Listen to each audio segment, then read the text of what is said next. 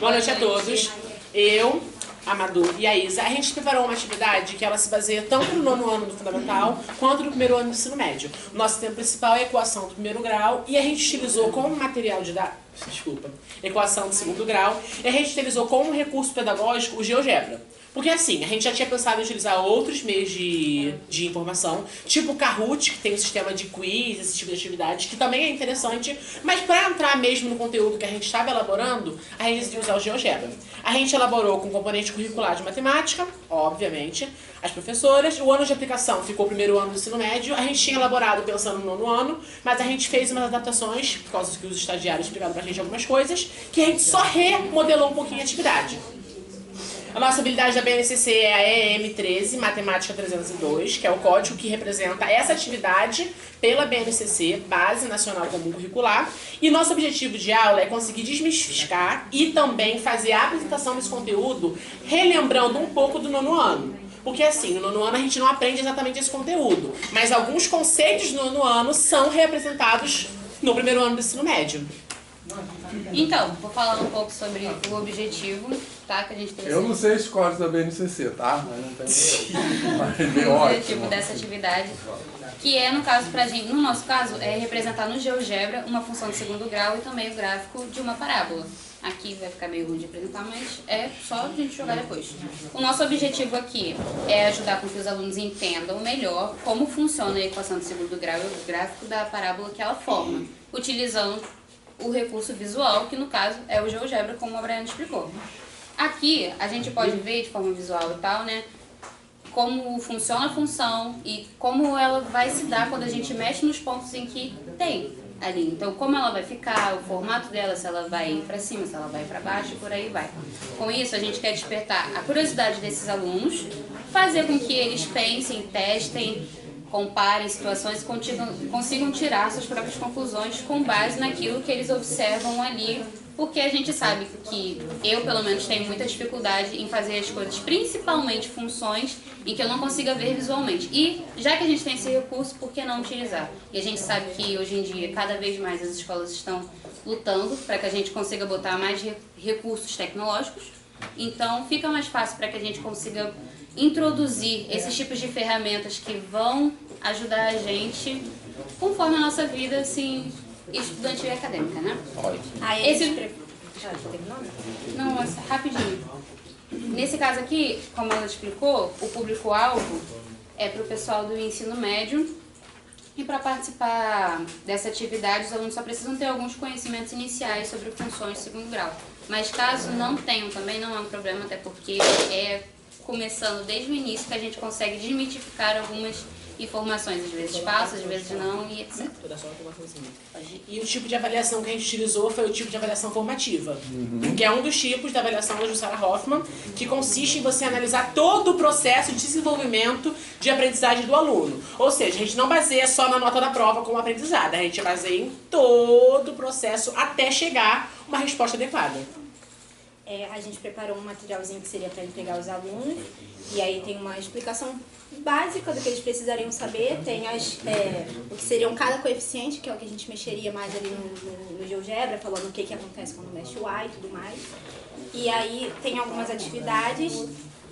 A gente separou em duas partes. A primeira seria para o aluno fazer realmente como já é feito atualmente, né, no caderno. E aí, depois que ele já tivesse resolvido usando Bhaskara ou as ferramentas ali necessárias, a gente levaria isso para o GeoGebra, já com esses três primeiros exemplos, né, de equações. E aí ele veria se o que ele respondeu realmente bateu, se está certo, seria uma forma de prova real, e veria o gráfico que se formou e compararia. Por exemplo, a gente colocou um exemplo de que daria duas raízes reais, então ele veria duas raízes, um exemplo com uma raiz, um exemplo que ele não conseguiria chegar no resultado, e ele veria que ali não tem raiz nenhuma nesse exemplo.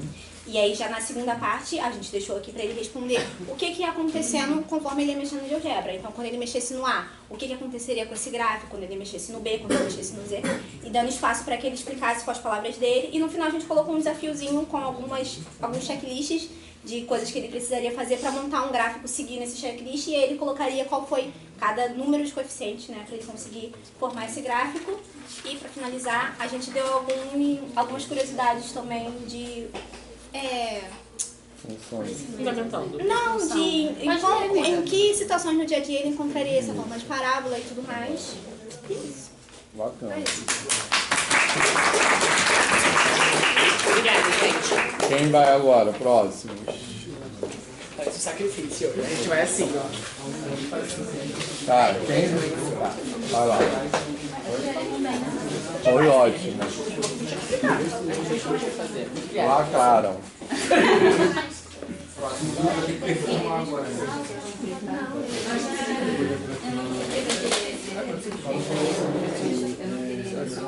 Vocês estão formalizados não, tá? Formal não é meu forte.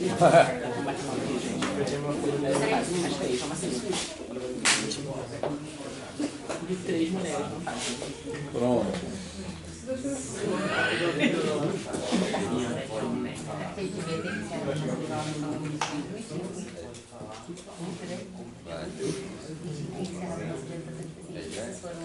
Fala. A gente fez um trabalho sobre o conceito Gente, presta atenção, hein? A gente fez um trabalho sobre o conceito dos números inteiros, positivos e negativos. Aí a gente utilizou o GeoGebra para demonstrar a soma e a subtração de números positivos e negativos inteiros, utilizando a reta numérica. Então, os objetivos que a gente traçou para utilizar o GeoGebra nesse conceito todo foi para as crianças mesmo do 6º ano, que é nosso público-alvo, as crianças do 6º ano no ensino fundamental, poder ter uma noção de números inteiros entre os negativos e positivos, da distância entre eles e como eles são os inversos um do outro, entendeu? Vamos representar eles e visualizar cada operações tipo de soma, subtração, até mesmo de multiplicação entre eles. É 7º ano, na verdade, mas tranquilo. Eu aprendi no 6º. Não, beleza. Vai, fala.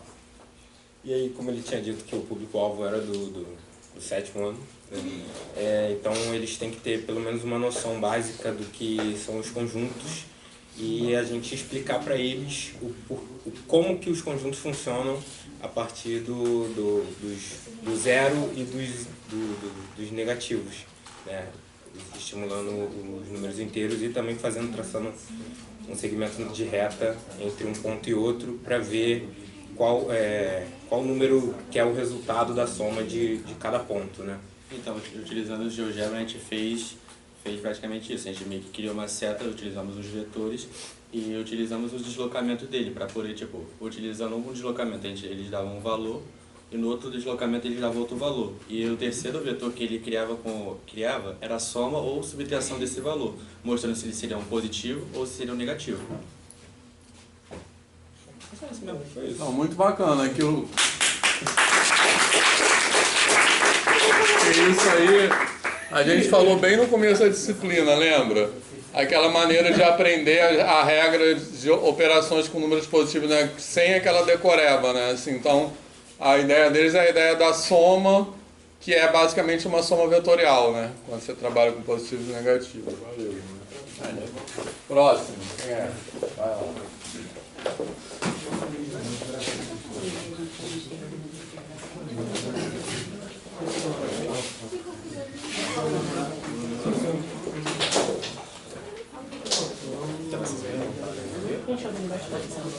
Ai, gravando.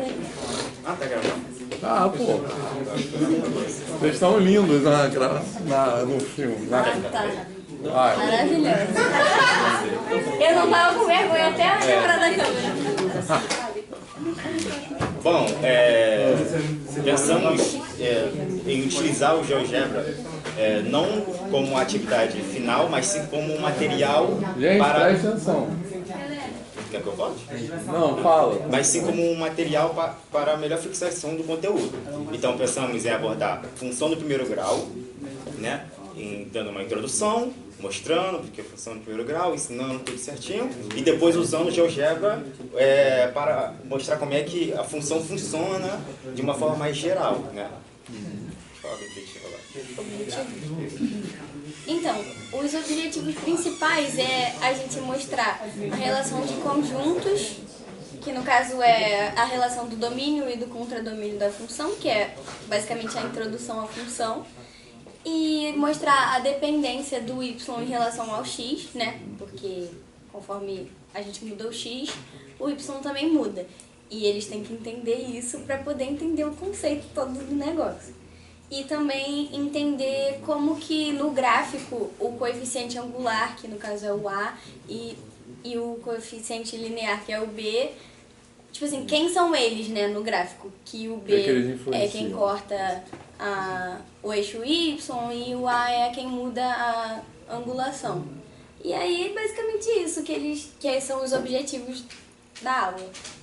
A gente desenvolveria isso começando em diferenciar a equação de função, que muitas vezes a gente chega em aluno do terceiro médio que não sabe diferenciar isso porque não teve realmente aula, não teve nenhuma explanação de um professor sobre isso, sobre como diferenciar. Depois partiria para o GeoGebra mostrando a dependência do Y para com X, mostrando como que isso muda.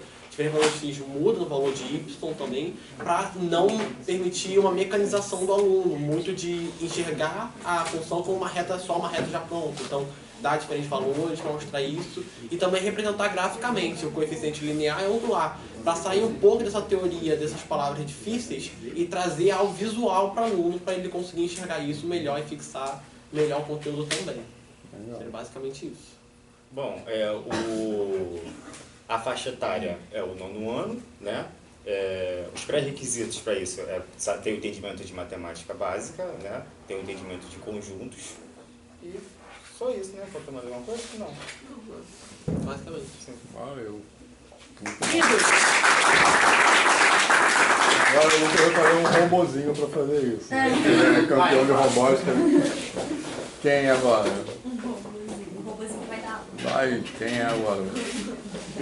Quem deu, né? Eu acho que perdeu o emprego. Se a gente tiver uma estudo que eu acho que realmente não é impossível, mas possível não está hora para isso no ser humano, né? Quem vai ser o quê? E a gente vai estar ferrado, né? A gente vai no improviso desde o início até o final. Mas vou Eles vão fazer o nosso trabalho. eu sou. Eu começo falando? Ganhar por isso, né? Senti sacanagem nisso aí, mas tá bom. A nossa ideia de aula, no caso, o nosso modelo, ele seria diferente porque a gente começaria não querendo ensinar uma coisa, mas sim provocar um debate entre os alunos. A nossa ideia é a gente querer pegar sobre o formato da Terra e explicar como ele não é, no caso, plano ou qualquer de outra forma, usando propriamente o GeoGebra. A gente começaria, no caso, a gente começaria a nossa aula introduzindo essa pergunta nos alunos. O que vocês acham, ou como vocês acham que é em si o formato da Terra? E daí a gente passa para o nosso desenvolvimento. Que aí a gente vai para o contexto de... Como é que é o nome do cara? Que os gregos já sabiam o formato da Terra por conta da projeção da sombra da Terra na Lua, entendeu? Aí... Acho que é Aristóteles que fez isso. Aristóteles, exatamente. Isso. Aristóteles. Ué, era Não, Eratóstenes é o da circunferência. No caso, Aristóteles, ele é um dos que descobriu esse negócio da circunferência sombra, da Terra. que ele fez com a sombra, acho que é Aristóteles. Então, os gregos lá já sabiam, mas ainda assim, durante muito tempo, como isso... Quer escrever? Não. Não, vai falando, vai falando. Não pode escrever aí não, né? Tem que ser. Você não quer ler? Vai falando, com a modalidade. Calma aí, me perdi. Os Que gregos, até hoje, então, ainda popularmente, tem muitas teorias aí de outros formatos da Terra, que a Terra não é não necessariamente tem um formato esférico. E o nosso ponto é esse, justamente demonstrar de alguma forma, usando o GeoGebra, a esfericidade da Terra. Por exemplo, usando a reta que se aproxima da curva. É uma forma de mostrar, por exemplo, no horizonte. E o desenvolvimento a gente começaria exatamente desse jeito. A gente começaria remontando a época de Aristóteles, sobre como eles sabiam que a Terra tinha um formato esférico e não quadrado, pela sombra que a Terra produzia na Lua quando se passava no eclipse lunar. Depois a gente explicaria... Qualquer objeto esférico daria uma sombra esférica. Eles tinham essa noção justamente que a Terra era uma esfera e não uma elipse, porque você tinha ela produzindo o mesmo desenho na Lua como se fosse um círculo igual. Porque se fosse, no caso, uma elipse, um momento ela seria assim, mas no outro ela ficaria mais reta.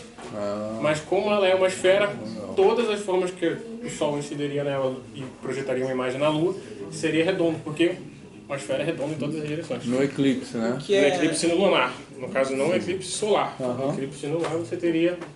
O que é até engraçado, né? Porque eu estava lendo que para facilitar nos cálculos, a gente considera o formato da Terra como um elipsoide, que aí facilita cálculos, que é o... Dá até para fazer no GeoGebra também, eu só não sei fazer as montanhas, o desenho da montanha, mas eu acho que a mão solta dá. A gente desenha uma elipse e desenha as montanhas em volta. Então, dessa forma, nossos pré-requisitos seriam que fosse o aluno tivesse conhecimento básico de equação da reta para saber a variação da inclinação. Também seria importante que ele entendesse um pouco sobre circunferência e tivesse um conhecimento um pouco prévio sobre isso. Além dele entender um pouco da posição relativa da reta na circunferência, sobre tangente, secante, para a gente poder usar o plano sobre a circunferência, sobre a esfera, para tentar representar como seria essa reta na esfera que seria a Terra. E a gente procuraria ensinar isso a partir do segundo ano do ensino médio. E para finalizar, como foi a ideia da Bia, da gente começar todo esse debate desde o começo, a gente usaria o GeoGebra justamente para poder ensinar eles a criarem uma esfera dentro do GeoGebra, acima dela criar um plano, um plano que fosse paralelo, talvez que ela estaria ali, e dessa forma ir aproximando, dando zoom a ponto que ela vai vendo que a circunferência da Terra vai se aproximando daquele plano que foi feito em cima dela. Um dos pontos que a gente inseriu no desenvolvimento seria da nossa visão sobre o horizonte da Terra, que é o plano, né? A gente vê uma forma linear. E aí, com essa aproximação da Terra, a gente ia mostrar por que esse horizonte fica linear e por que a gente tem a impressão de que a Terra não é curva. Foi a ideia que a gente fez para falar de derivada também, né? Foi daí que surgiu a ideia. Foi daí que surgiu a ideia. Legal. A ideia da nossa querida Bia, elas fossem A ideia de todo mundo, né?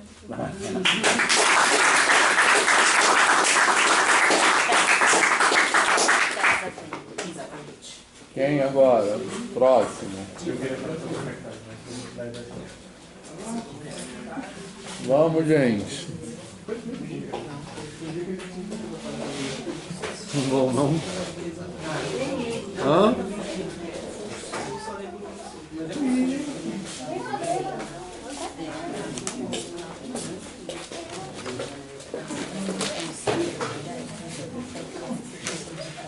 Bom, boa noite. Chamo Otávio. Kiva. Nossa ideia é bem simples. No caso, nosso objetivo é explicar a função quadrática e, a partir da lei de formação, a gente utilizar o GeoGebra como recurso pedagógico e mostrar o que cada termo da lei de formação faz e modifica no gráfico. Nosso público-alvo seriam alunos do 9º ano até o ensino médio. O tempo previsto seria umas 2 horas, mais ou menos. Os pré-requisitos. O aluno teria que saber as operações básicas, um pouco sobre conjuntos e também função afim. E o meu amigo agora vai falar para que serve. Eu acho legal falar para que serve quando você está estudando matemática. É legal você saber para que você está estudando aquilo e para que você vai usar aquilo, né? Eu tive a oportunidade de, quando eu estava na escola, teve um estudo na minha escola do porquê que você saber alguma coisa faz você aprender aquilo de uma forma muito mais fácil. Então, uma função quadrática ela é usada tanto para coisas muito simples do dia a dia quanto para uma coisa muito mais complexa. Então, você pode usar ali, geralmente é usado para você calcular porcentagem de lucro em vendas e tal, desde para você saber a pressão dentro de um reator nuclear. Então, assim, a função quadrática é uma coisa que você usa tanto no dia a dia quanto no trabalho. Então, eu acho muito interessante a gente saber para que a gente vai usar aquilo. Pode talvez até despertar uma curiosidade, uma vontade na pessoa. E acho que isso é muito importante para você aprender, né, de forma mais eficaz, assim, dentro dos objetivos ainda. Para dar aula, primeiro a gente começaria explicando o que é uma função quadrática e um jeito muito explícito da pessoa entender o que é uma função quadrática é mostrar ela graficamente, entender como que é. O gráfico é a junção de todos os resultados que ela pode dar, ou todos os pontos que a função forma. Então você consegue mostrar para o aluno como que, por exemplo, x ao quadrado vai ser os resultados, vai ser uma inclinação que primeiro ela vai descer e depois ela vai subir. Aí, a partir de cada termo, a gente pode mostrar para a pessoa como que os resultados de uma função quadrática se comportariam se eles se modificassem. Por exemplo, se a gente modificar o x ao quadrado, ele vai ficar menos inclinado ou mais inclinado. Se a gente modificar a constante, ela vai subir ou descer. Se a gente modificar o b, ele vai movimentar nos dois eixos. E isso o gráfico ajudaria o aluno a entender o que aquela função, quais resultados elas podem dar. Se o a do x é negativo, ela vai ser para baixo, a curva. Se ela pode estar inclinada ou não. E, de certa forma, esse recurso visual que a gente vai proporcionar para o aluno de entender como é uma função quadrática vai ajudar ele até a desenvolver ela. Porque se ele não tiver uma constante, ou se ele não tiver também o b, ele vai entender que vai ser uma equação simples que vai passar pela origem. E ele já vai descobrir um ponto dela, por exemplo. E é por isso que a gente acha o GeoGebra um recurso muito importante e a gente ajudaria a mexer. Show.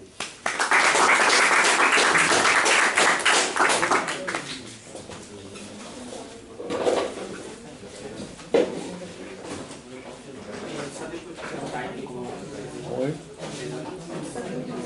O site? Acho que sim. Mas se não der, tudo bem. Eu vou apresentar o normal. Tá.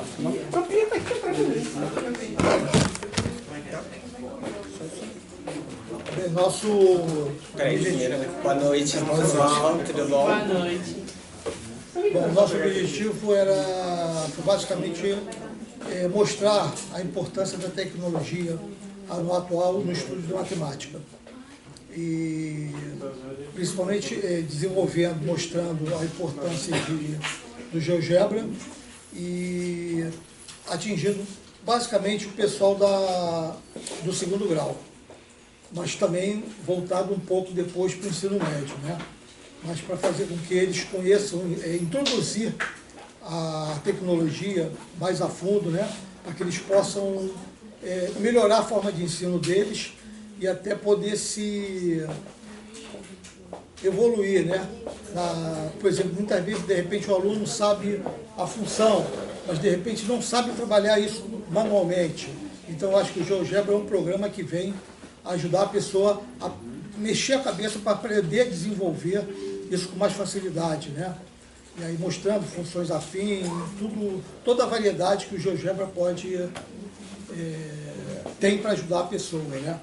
Sim. A nossa ideia de trabalho, ela consiste na ideia de que o aluno, ele tem muita dificuldade em função, porque muitas das vezes a função é só uma fórmula dada nas escolas, e essa fórmula dada, ela também muitas vezes não é associada a um gráfico bem explicativo, tanto como recursos do dia a dia, que ajuda a crianças, eu falo crianças assim, 12, 13, 14 anos, a terem uma ideia do que a função é e do que como ela se comporta de forma analítica, que é a questão do gráfico. Função a gente trabalha desde pequeno, de forma involuntária. O nosso exemplo ali que a gente deu foi a mesada, que a mesada é um exemplo. A mãe quer que o filho tire nota alta e fala, olha, se cada nota alta que você tirar, eu aumento essa mesada em 5, uma função linear. Então, acho que essa associação com exemplos didáticos e usar o GeoGebra como forma... Desculpa, estou bem nervoso. Usar o GeoGebra como uma ferramenta de associação visual, usando os recursos dele, tanto criação de ponto, de reta, explicar muito bem o que é um X, o que é um Y. Às vezes a criança só vê aquilo, só que ela acha que é só uma fórmula, não, tem um significado por trás disso. Eu acredito que isso é muito importante, usar a tecnologia para isso, porque a tecnologia está presente na vida de praticamente quase todo mundo hoje em dia. Então, usar esse recurso positivamente a favor do aprendizado, ainda mais essa aula de aula, eu acredito que seja um grande avanço também para a educação básica do Rio de Janeiro e também do Brasil. Eu acredito que os pré-requisitos mesmo seja o trabalho da ideia de variável, da ideia de mudança pela essa variável, e a questão também das operações básicas, né? Porque Ele vai existir funções que vão ter operações um pouco mais complexas, então a criança tem que saber lidar com isso sem a cabeça fritar. E eu acredito que essa era a ideia que a gente queria passar, para defender a ideia do uso de GeoGebra em sala de aula. Claro que não tem como ter computadores para todos os alunos em todas as salas de aula, mas se uma escola tivesse um laboratório, pelo menos um laboratório ser levado uma vez por mês para ver não só o GeoGebra, mas questões matemáticas que podem ser associadas com a tecnologia. Eu acredito que sim, é uma boa ideia e acho que é só.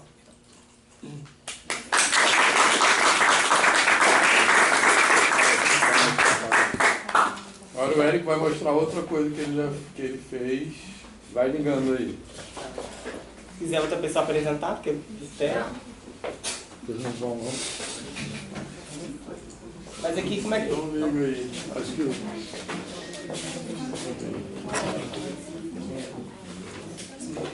Espero que eu tenha escolhido a fonte certa, pra senão não aparece. Essa daqui é...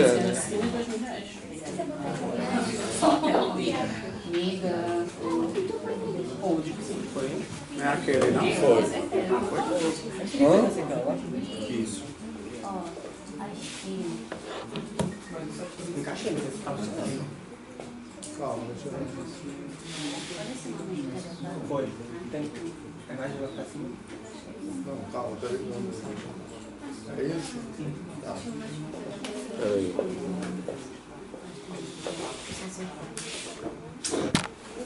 Posso sentar aqui? Pode. Licença.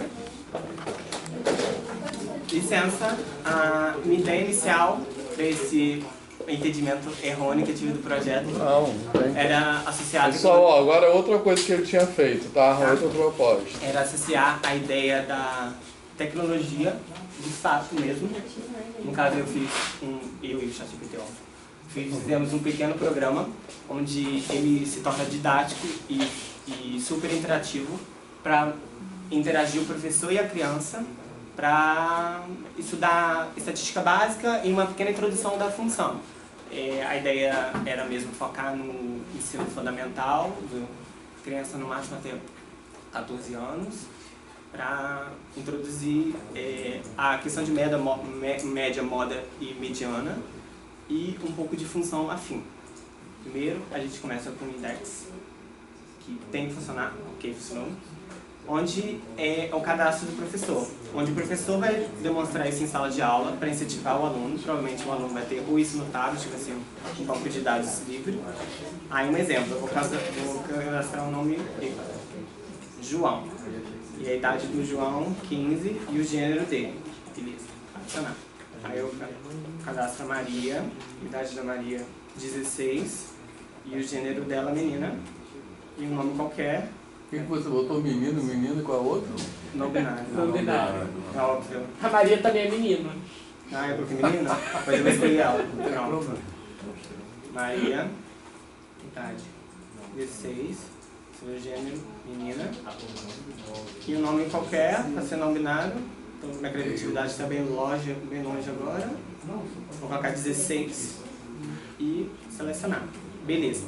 Aqui já mostra a ideia de organização para criança, onde tem a coluna numérica, os nomes, a idade e o gênero. Aquela ação lá é só para excluir, caso você queira. Aí você tem a opção de ver o gráfico.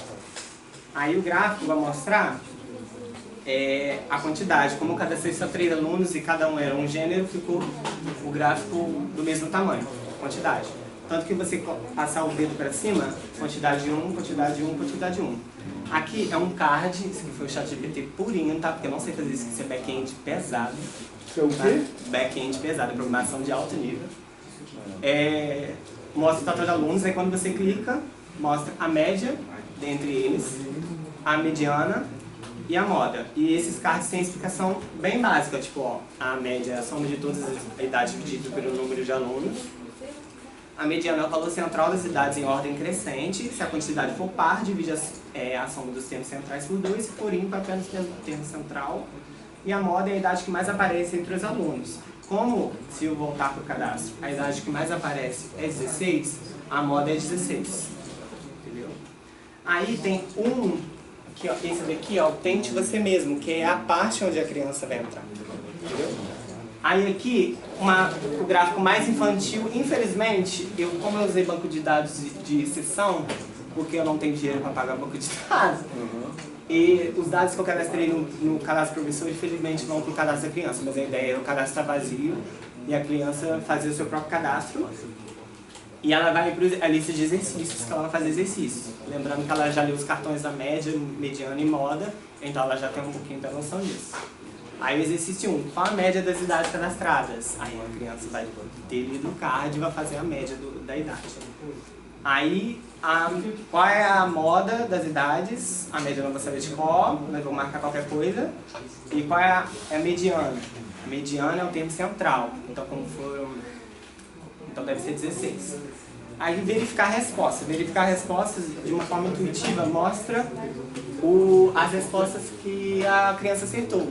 E se estiver errado, por exemplo, se eu mudar aqui, isso aqui para 17, por favor, a raiz seja certa. Isso, funcionou. Aí vai mostrar que errou. Aí no caso ele entra o professor, se a criança perguntar por que eu errei, ele entra aqui e explica a situação, por que ele errou. Aí ir para o gráfico de estatística. Esse gráfico aqui foi um surto coletivo que eu tive, porque eu do nada eu comecei a achar que eu estava trabalhando com Fundamental 1.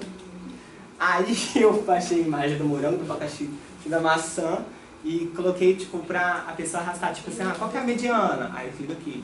Aí qual que é a média? Aí a pessoa vai assim, entendeu? E a moda, 5. Aí a verifica a resposta, tá vendo? Ó, e em cima tá escrito, alguns valores foram arredondados para o número real, o número natural mais próximo. Porque senão não tem como aparecer meio abacaxi ou meio moranguinho. Se tem, eu não sei. Aí verificar a resposta. Aí aqui, acertou, porque eu dei 3 valores, né? E como um valor é 15 a média. Aí vai exercício de função. Aí aparece uma pequena tela que mostrando o que é uma função afim, uma pequena explicação. Espero que seja certo. Aí... Vou ler a explicação, né, gente? Então, a função afim é uma função de primeiro grau. O x é elevado a 1, por isso que ela é primeiro grau, não altera o valor. Então, exemplo, x elevado a 1 é igual a x. Onde é a relação dos valores de x, variável, para satisfazer o y. Podemos assim mostrar isso em gráficos. Quando o x muda, o y muda em função dele. Ou seja, quando aumentamos ou diminuímos o x, o y também aumenta ou diminui. Mas, claro, de acordo com a função dada. O valor de A é a constante que vai multiplicar o x. Já o B também é constante. E ele pode ser o mesmo valor de y quando o x for igual a 0. Aí aqui fala sobre isso. Aí aqui dá a pequena função. E aqui fala que o A é a inclinação da reta. Essa é uma forma de medir ali se a linha está subindo, descendo, se está parada no chão. Aí eu clico em qualquer lugar na tela para continuar. Aí aqui mostra exemplos de gráficos de função afim. Aí esse gráfico foi JavaScript. É um sistema que eu nunca trabalhei, então foi ChatGPT também. Aí aqui fala, observe 2 gráficos e fala que no terceiro gráfico tem um scrollzinho para a criança trabalhar com ele e verificar. Aqui está falando uma função, aqui já tem os valores de x fixo e de y também. Só que essa daqui é interativa, onde que, quando você mexe esse scrollzinho, mostra o x e o y embaixo. E como isso muda na reta. Como isso é interativo, uma bolinha que mexe, praticamente saltante, devia estar colocando um globo aqui, né?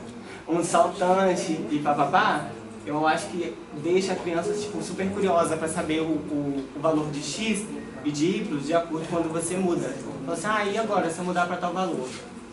Beleza? Aí o próximo exercício. Aí o exercício aqui é um pouquinho mais complexo, claro que teve intervenção do professor, porque a criança ainda não teria noção ainda de função. Aí seria que eu teria que trocar o valor de x para satisfazer a função. Então a moda é 16. Então, não sei que eu fiz errado. Não, então, a moda é 16. Então, para y dar 181, quanto que tem que ser o x? Aí tem que fazer a conta, né? Vou fazer agora de cabeça que eu estou super nervoso. Mas enfim, um exemplo. Como o B é 3, eu posso simplesmente subtrair ele, porque ele é o termo fixo. Aí vai ficar 181 menos 3. Aí eu divido isso por 16. Por que dividir por 16? Porque eu tenho que saber o valor de x. Então eu só inverto a conta. Aí, no caso, eu vou explicar isso melhor para o aluno, né? Aí deu 8. Aí eu marco 8 e os outros eu vou marcar qualquer valor porque eu já expliquei. Aí verificar a resposta. Aí não sei se é porque eu acertei os arrays do PHP, mas aqui deu que tá certo. Não sei se o chute deu certo. E é isso. Eu quis mostrar um pouco de análise, que é a parte de olhar, bem básico mesmo, que é olhar os gráficos, a tabela organizada, as coisas organizadas, um pouquinho de média, moda e mediana, que muita gente confunde, meus irmãos confundiam muito isso, quando eram menores. E eu quis introduzir, mesmo sem ser o foco do ensino a ideia de função e como ela pode ser usada. Então, como eu mostrei no gráfico, eu fiz um gráfico intuitivo com uma bola com uma cor bem diferente para fazer o interesse do aluno em mexer no gráfico e ver os valores de x e y quando muda. Então, sim, eu pensei numa forma realmente divertida, interativa, de adicionar tecnologia na matemática, na vida da criança. Porém, eu não percebi que era com GeoGebra. Por isso que o gráfico que está feito não é com GeoGebra.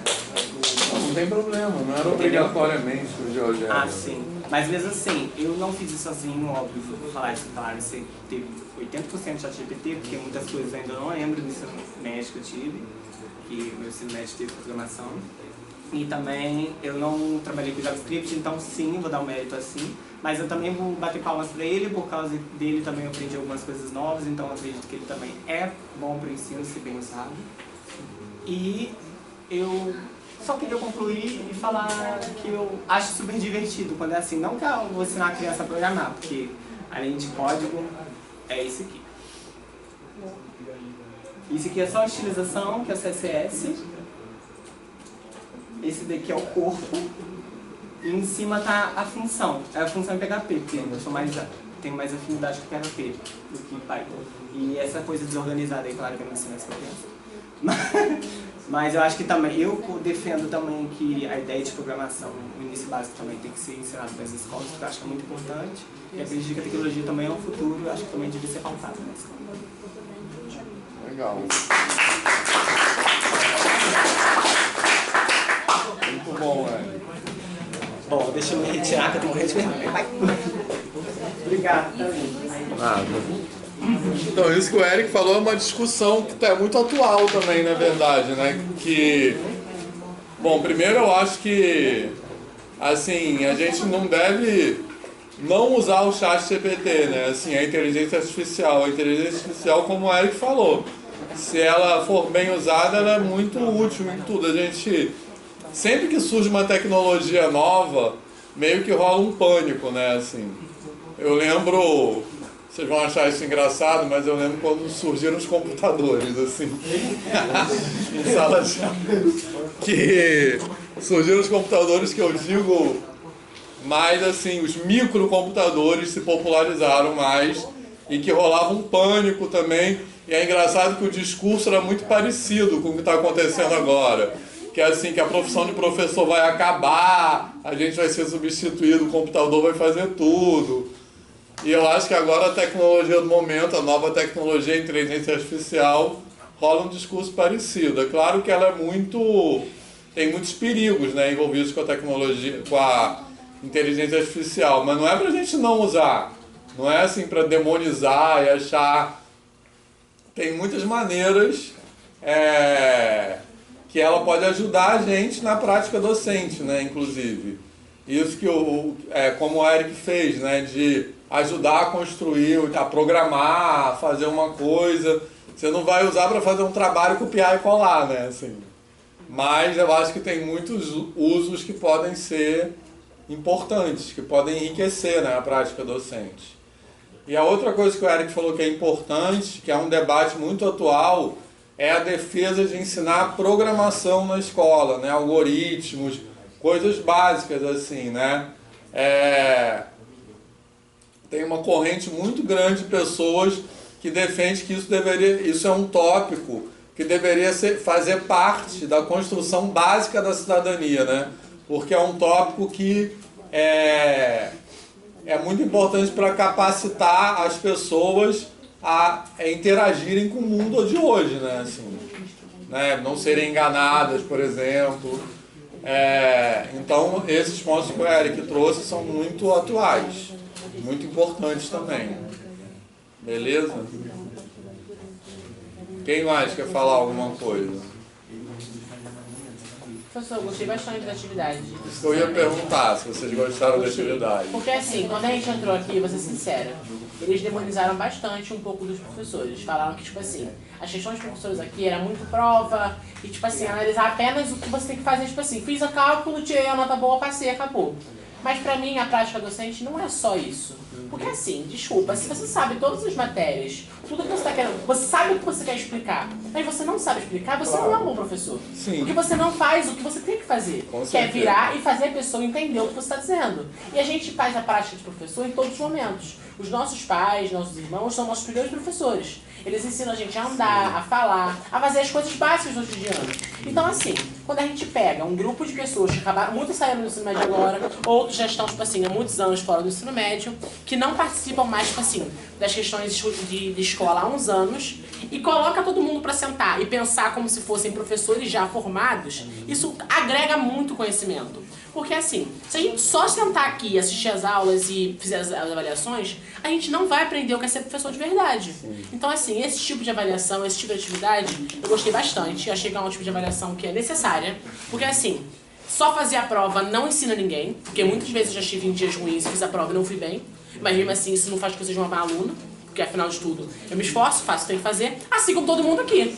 Todo mundo aqui pode chegar num dia ruim, bater o pé na cama, chegar e fazer a prova e se dar mal. Mas quando você senta com um grupo de pessoas, muitas vezes seus amigos, ou então pessoas que você nunca conversou, você acaba criando laços.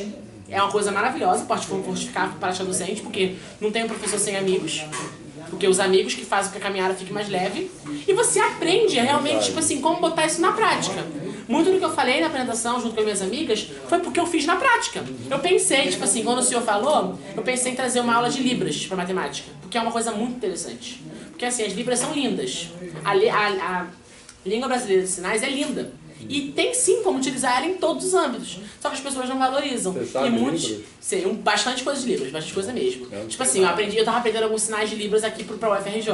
Tipo assim, como fala o UFRJ, como fala matemática, aluno, como fala função, esse tipo de coisa é muito interessante. E essas disciplinas não interpassam pra gente. E muitos professores acreditam que a prova é a resolução final de um bom aluno, mas não é.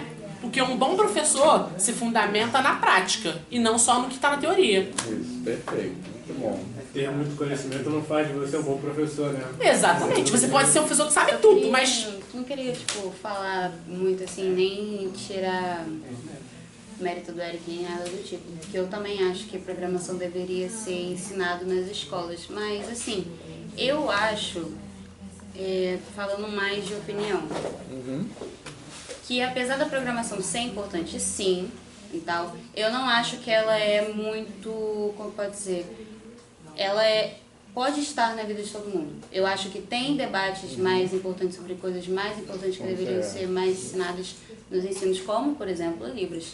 Porque, assim, a programação, ela realmente é importante, mas, vamos ser sinceros, na escola pública, né, tipo, sei lá, 8º ano por aí, pós-pandemia ou algo assim, ou até nos tempos atuais talvez, entendeu? Muitas pessoas não tinham esse acesso todo e às vezes até tinham, mas por conta desse tempo que ficaram, se for pensar na pandemia, né, não tinha essa vontade de aprender e não tinha com quem guiasse. Então eu acho que a programação é sim importante, mas acredito que ela seria importante para uma determinada faixa de ensino, como por exemplo o ensino médio, porque aí sim a gente já consegue ter mais discernimento sobre certas coisas, sobre como a IA consegue ajudar a gente, como não consegue ajudar a gente em outros casos, que isso também foi um debate muito grande, é um debate muito grande, mas acho que principalmente agora, que muita gente tem usado, principalmente a GPT como se fosse uma espécie de psicólogo, e não tem como, entendeu? Mas para esses outros anos iniciais, limitações também. sim, até para esses anos iniciais, eu acredito que outros tipos de ensino seriam mais fundamentais para concretizar o ensino melhor, entendeu? E mais inclusivo, né?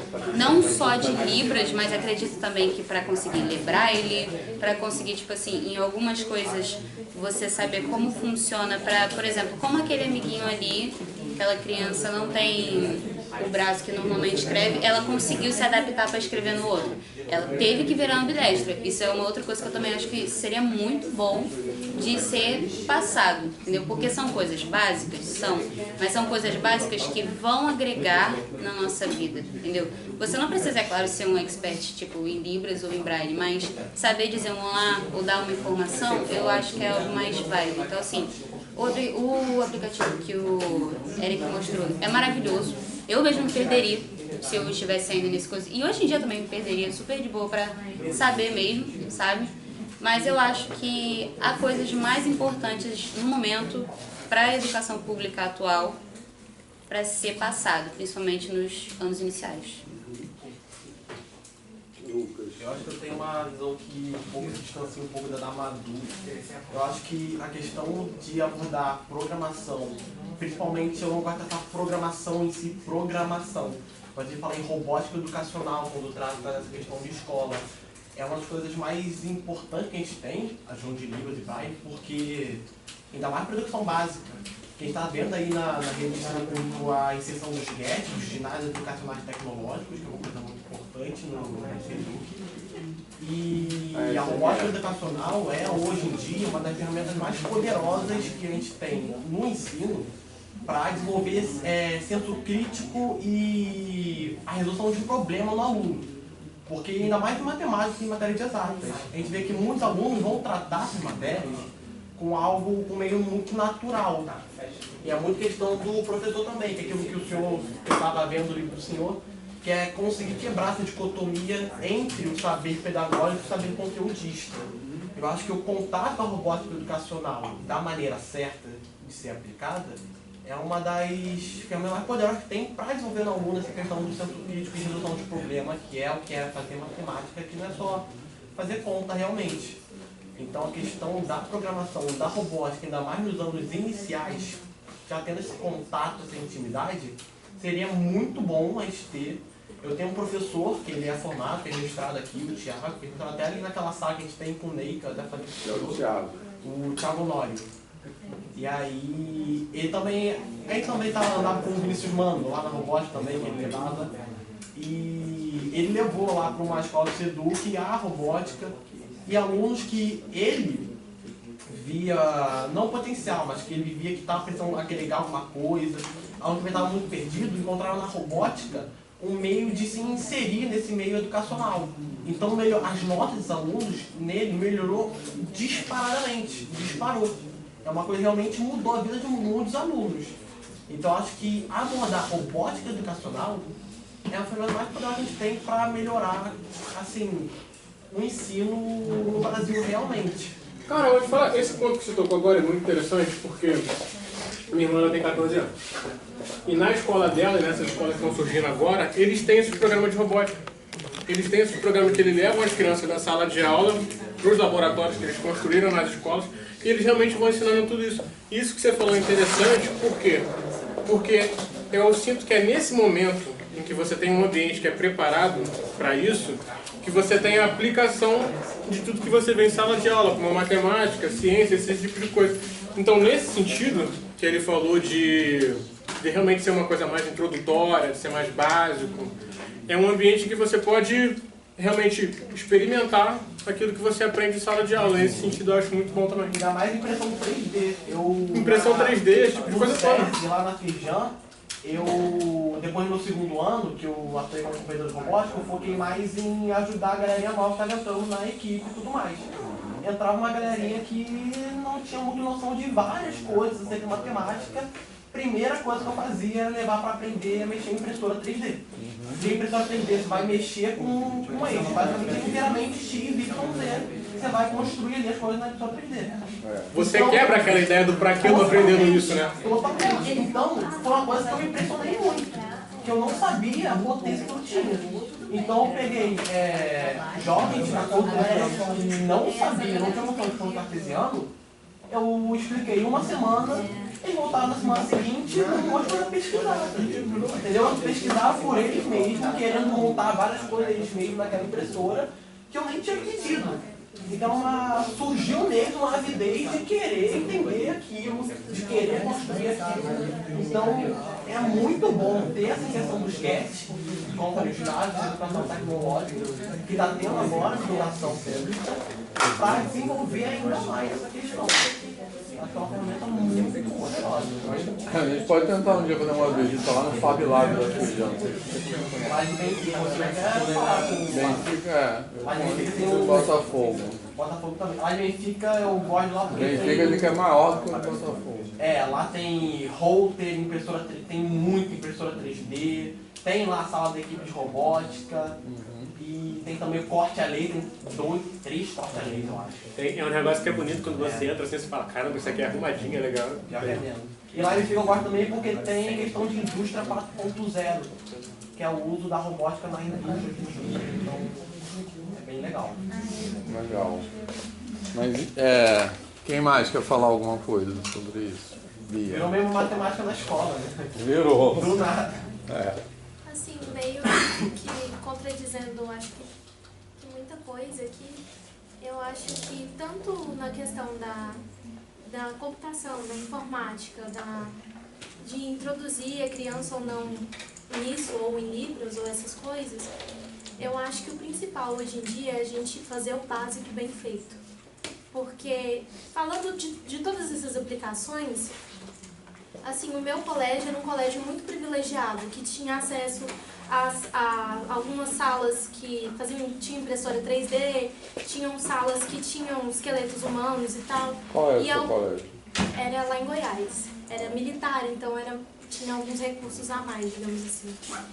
E vários alunos se interessavam por coisas diferentes. Então, ter uma aula específica para robótica ou para computação, eu acho que interessariam grupos diferentes de pessoas diferentes.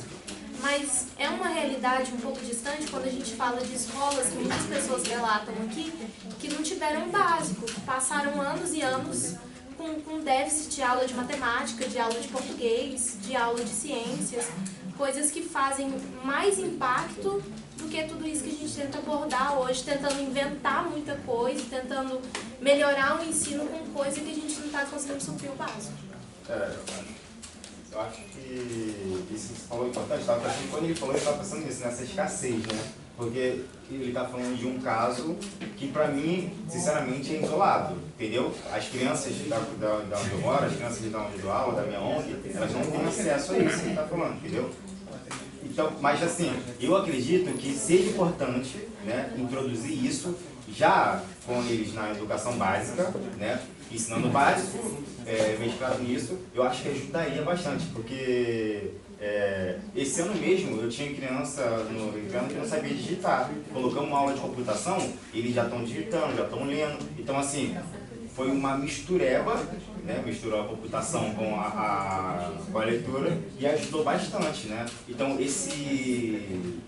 acredito que juntar isso já na infância, né? Já na educação, na infância não, falo educação básica, é importante porque eles vão usar isso futuramente. Então já é legal juntar agora na educação básica para que futuramente eles venham aprofundar, né? Assim como ele falou, é muito mais fácil ensinar dessa forma, porém, temos que ter a noção de que em pelo menos 80% ainda das escolas públicas no Brasil não tem esses recursos como uma impressora 3D, que é um recurso muito... Eu mesmo vi uma vez só uma impressora 3D. E 80% então falou bem alto. Acho que é 90%, vou colocar 90%. Tem criança que nunca viu no uma impressora 3D. Que bom. E ter impressora 3D já é difícil, mas ter alguém que maneje ela é mais difícil. Exatamente. Porque a minha escola tinha duas que até hoje não foram usadas. A minha já fazem 4 anos. Então, assim, tá lacrado. Isso acontece muito. Então, é realmente bem difícil. Até com o computador. No primeiro ano lá que não sabia digitar no computador. Ver o nível, então, assim. isso também abre porta para pensar que mesmo que possa vir a ter essas impressoras e até às vezes, além de ser difícil ter impressora, ter o profissional, coisa, também acho que não é correto o que diz, mas agora eu não posso dizer um termo melhor. Mas, por exemplo, hoje em dia, um dos principais problemas que a gente está enfrentando é falta de professores. Principalmente em matérias de exatas, entendeu? Seja química, física, matemática e etc. Um exemplo próprio mesmo é a minha irmã, que ficou quase 2 bimestres inteiros sem nenhum professor de matemática. E matemática é componente assim, básico, entendeu? Para o currículo. Então, como que uma escola pode ter uma impressora 3D e alguém que saiba mexer, mas não um professor de física, um professor de química? Assim, querer trocar 6 por meia dúzia, sabe? Não tem como. Não tem como você querer cobrar que seja, tipo assim, profissionais muito estabilizados, que saibam realmente trabalhar, mexer na impressora 3D, se você não tem nem o básico. Não tem como subir uma escada pelo 15º degrau. A gente tem que lutar, sim, pelos direitos das tecnologias das escolas, principalmente públicas, que precisam desses recursos. Mas a gente também está passando por uma crise muito grande, como a Eduarda falou, do básico, que são só os professores de disciplina. Eu passei um tempão sem... Eu não tive... Primeiramente tem a crise do currículo, né? Porque o currículo tá bem difícil, principalmente pro ensino médio. Agora eles mudaram de novo, porque claramente eles viram que deu errado. É óbvio que deu errado, o novo ensino médio não deu certo. Só a prova viva disso. Tipo assim, eu só tive aula de física durante 1 ano. Durante meus 3 anos de ensino médio. E eu não peguei pandemia. Eu já, tipo assim, já saí do fundamental, eu tava terminando a pandemia. 2022 foi quando eu entrei no ensino médio. Tava, tipo assim, já voltando a estabilizar o normal. E eu só tive aula de física durante 1 ano. E eu não tive química, não tive... No 2º ano a gente tinha biologia, no 3º ano a gente não tinha biologia. A gente não tinha química, a gente não tinha física. Os tempos de matemática, que eram 5, 4, foram para 3. De português, que eram 5, 4, foram para 3.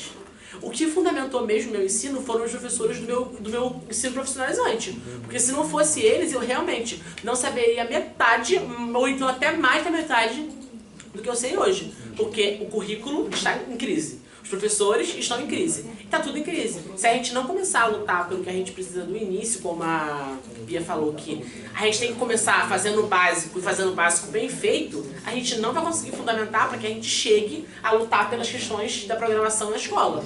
Porque não adianta nada lutar pela programação se você não tem nenhum professor de matemática. Se não tem nenhum professor de matemática, quem dirá um professor para explicar programação? E é muito fundamental. E tudo pode se mesclar, como o Caio disse. Você pode ensinar programação utilizando Libras. Assim como você pode ensinar matemática utilizando Libras. Tudo pode se entrelaçar. É a transversalidade, a multidisciplinaridade e a integralidade dos conteúdos. Sim. Eu quero fazer vários comentários. Estou achando muito bom isso. O que o Lucas falou, tá certo. A gente pode usar isso e usar isso de uma forma, assim, muito eficaz. Porém, a gente tem que considerar que, realmente, a maioria tem essa escassez, né? Então, mas mesmo assim, uma coisa não elimina a outra. Exatamente.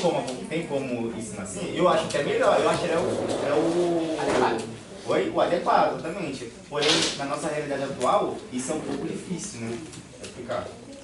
É tipo assim, a gente não desvalida a luta contra o racismo validando mais uma. Todas elas são válidas. Claro. Tudo é válido. Todas as lutas que lutam por um direito que deveria ser concedido de forma plena, que o correto seria que todos os cidadãos pela Constituição tivessem os mesmos direitos e deveres, e lutar por um deles não significa anular os outros. Mas se a gente não lutar pelos que a gente considera os mais necessários nesse atual momento, a gente vai chegar a mais anos em que a recepção dos calouros vai falar muito sobre a defasagem do ensino médio, que foi o meu caso. Porque na recepção, a coisa que eu mais falei foi sobre a defasagem do ensino médio. Porque eu fiquei com medo de eu sentar aqui, o senhor professor, ou outro professor sentar, me explicar diversas coisas e eu pensar assim, gente, eu estou no lugar errado. Sendo que eu não estou no lugar errado. Mas não aconteceu isso. Não, graças a Deus.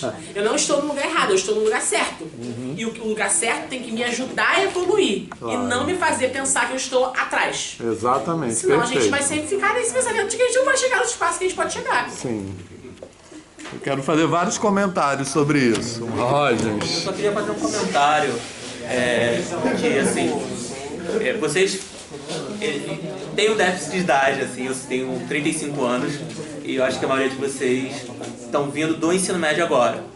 Então, a minha experiência, eu tenho alguns alunos que foram meus alunos de ensino médio e que estão entrando na faculdade agora. Então eu posso também falar um pouco de como é essa fase de vocês, alunos de ensino médio, muitos da escola pública, e como é que é o olhar do professor que viveu esse período que nós estamos vivendo. Então, assim, o ponto que eu queria trazer é, a partir desse outro olhar, alguém que estava como professor da escola básica nos últimos 10 anos, o que aconteceu? Por que vocês estão falando, não tinha professor disso, não tinha professor daquilo?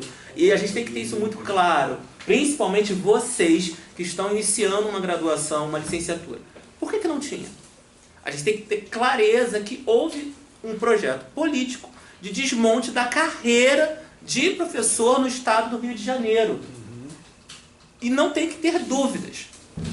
Desde 2014, vocês não têm um concurso público para contratação de professor. Então, primeiro ponto.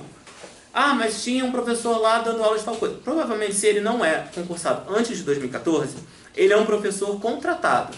Como professor contratado, ele tem uma série de limitações contratuais que ele não pode ter efetividade nos seus questionamentos. Ele não vai questionar lá se a direção botou ele no horário ruim, não vai questionar se ele não pode entrar numa turma com 60 alunos.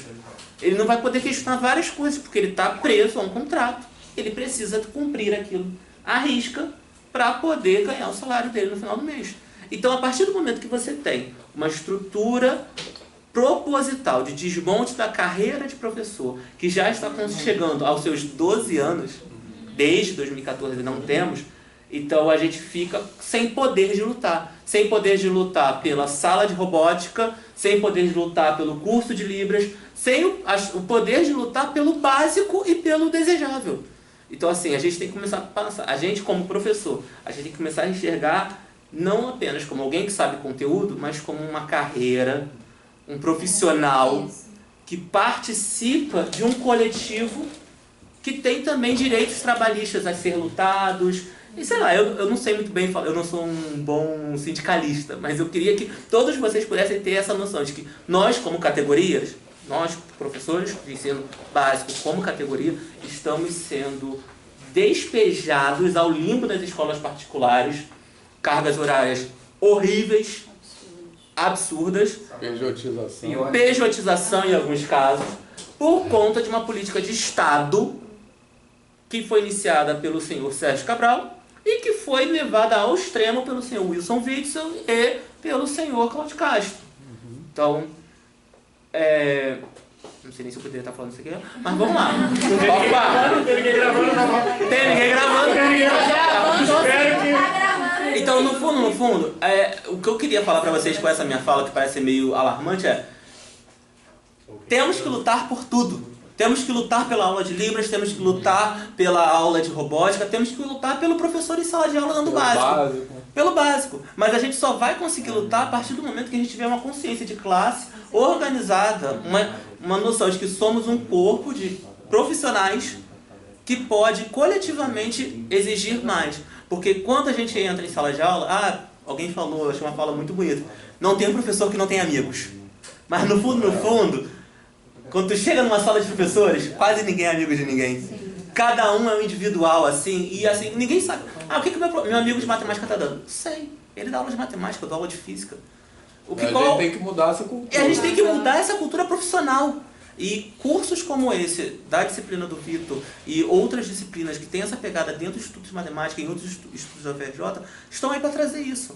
Uma geração de professores que tem uma cultura profissional diferente de uma galera que fala, eu quero ganhar dinheiro no Estado e quero que a escola particular não assine carteira. Eu escutei isso de professores mais velhos, claramente. Eu gosto de escola particular que não assina carteira. Porque aí eu não pago imposto de renda. Aí sabe o que aconteceu? A geração que veio depois dele, que é a minha, tem que trabalhar na escola que não assina carteira. E eu tenho o contrato do Estado? Não, porque vai fazer 12 anos, não tem concurso do Estado. Então assim, que profissão a gente construiu? Uma profissão que o professor quer apenas um ganho pessoal e não luta pelos ganhos coletivos. Seja de carreira, seja pelo bem do aluno, seja pelo bem da escola. Então, assim, falei um monte de coisa, não sei se eu falei alguma coisa. É isso, pessoal. Assim, duas situações. Uma é da questão política dele. a educação não é uma política de Estado. A política de Estado, a gente diz, né, só para definir, é algo que se perdura independente de quem é o governante. Tá? Então, não é uma política de Estado propositalmente. Eles não querem construir uma sociedade crítica. Tá? Não é, poxa, está faltando gente, não tem professor. A gente está batendo cabeça para tentar entrar numa sala de aula do privado. Tá? Se botar um concurso, ano passado eu ajudei a organizar um concurso da rede que eu trabalho e eram mais de 1000 professores tentando entrar. Então tem gente, só que a gente está desesperado para ganhar R$25 a hora a aula, 23, 18. Tá? Então assim, só que é uma política de Estado desmantelar isso. E aí como é que a gente conserta?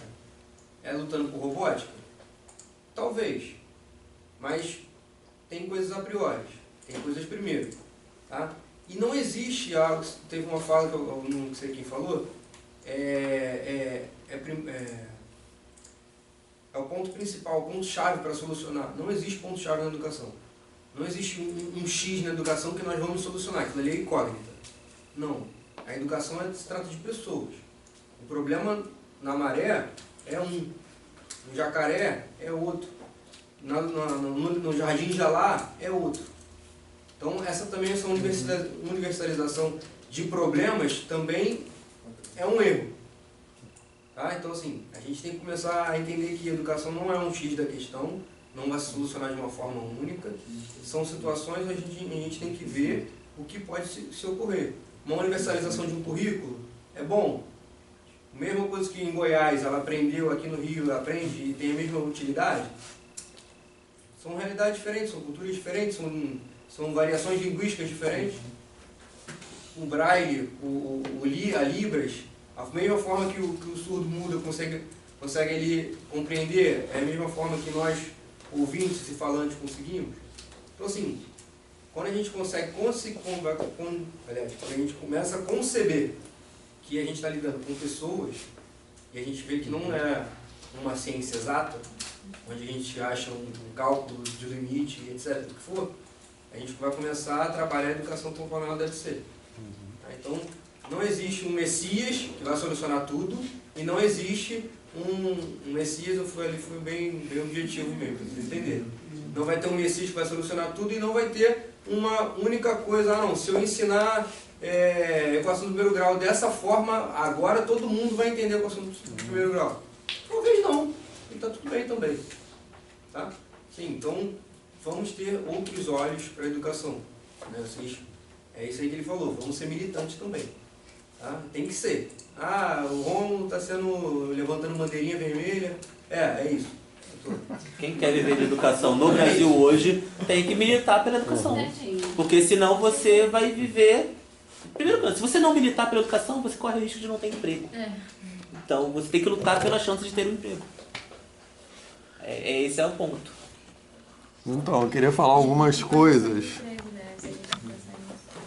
que... Ótimos esses pontos todos que vocês trouxeram, tá? Vou tentar resumir, porque eu poderia falar muitas coisas sobre isso, beleza?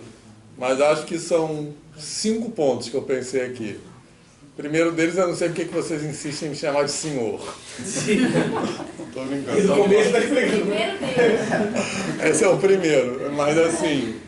Mais um, só para resumir muito a fala do Rogers e do Rômulo, assim, uma coisa que é muito básica, né, para a gente se convencer, é que em educação, na verdade, em qualquer coisa, em qualquer campo da vida, mas principalmente em educação, não existe nada que não seja política, né, assim.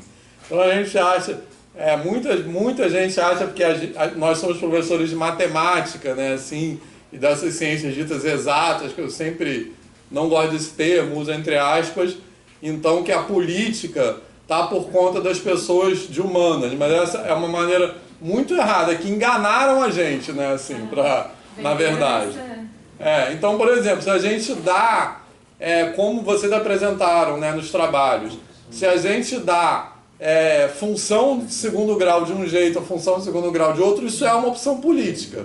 porque isso determina como os alunos vão se relacionar com a escola, com o conhecimento. Então a política está nas questões trabalhistas, mas está também nas questões do próprio conteúdo. O conteúdo é política, né? Assim, isso é a primeira coisa. Segunda coisa, sobre a questão da robótica ou não robótica, programação ou não programação, eu acho assim que uma coisa que a gente tem que começar, um ponto de vista para pensar sobre isso é o seguinte: a gente tá acostumado a pensar em currículo de uma forma muito errada, né? No seguinte sentido, a gente pensa em currículo como uma prescrição que todos os alunos da turma têm que seguir, têm que chegar no mesmo lugar. E isso é violento, né, na verdade, porque isso não vai acontecer. Então, por exemplo, uma escola que oferece robótica, um aluno não pode ser penalizado porque ele não é bom em robótica, digamos. Mas isso também não é argumento para não ter robótica na escola, né? Assim, então a gente está muito acostumado em pensar currículo numa perspectiva daquilo que falta no aluno, né? O aluno que não aprende uma coisa, digamos, ele é penalizado por não aprender aquilo, né? Assim, né? Na escola convencional. Então, essa concepção de educação e de escola tem que mudar. Um aluno não pode ser penalizado por não aprender ou por não saber uma coisa, né? Se a gente fizer uma analogia que é mal feita, mas só para dar uma dramaticidade no que eu estou falando, é como se nós fôssemos médicos, é como se um paciente fosse penalizado por ter alguma doença, assim. É ruim essa comparação, porque não saber não é uma doença. Justamente o que eu estou querendo dizer é que não é uma coisa que tem que ser encarada negativamente, como uma deficiência ou algo assim. Mas o fato é que nós temos que... E isso acontece mais em matemática do que nas outras disciplinas. Os alunos que não sabem matemática ou que não sabem qualquer disciplina, é como se eles são punidos por não saber. Isso tem que mudar radicalmente, né? Assim, a gente tem que ter... Então, a escola que eu acho que seria ideal seria uma escola sem currículo nesse sentido, de todo mundo ser obrigado a chegar ao mesmo lugar. Uma escola que respeitasse essa diferença entre as pessoas, sobre a qual vocês falaram tanto. Essa escola que eu estou defendendo é uma escola muito distante do que existe por aí, mas a gente tem que sempre perseguir as utopias, né? Assim, eu acho. As utopias servem para isso, assim, para a gente sempre ter algo a perseguir, né? Assim. E isso, emendando no outro ponto, queria falar, as últimas duas coisas são mais especificamente sobre essa disciplina, né? Aqui, na verdade. Então, isso que eu acabei de falar foi uma maneira que eu pensei essa disciplina aqui, que desde o primeiro dia de aula eu falei que ela não tem uma ementa a priori. Então, ao longo do semestre, a gente foi falando as coisas de acordo com o que vocês iam trazendo, e eu acho que tem que ser assim, né? Eu acho que tudo deveria ser assim. Mas, principalmente por ser uma disciplina de introdução ao cálculo, essa disciplina, eu pensei nessa disciplina, tendo esse papel um pouco, como a Braiana falou, para vocês se sentirem pertencentes a esse lugar aqui, a universidade, né? Assim, e isso não poderia acontecer se eu colocasse essa disciplina desse ponto de vista do que falta para vocês aprenderem, né? Assim, eu tentei não colocar dessa forma, colocar da forma ao contrário. A gente ir vendo, e falando e pensando juntos.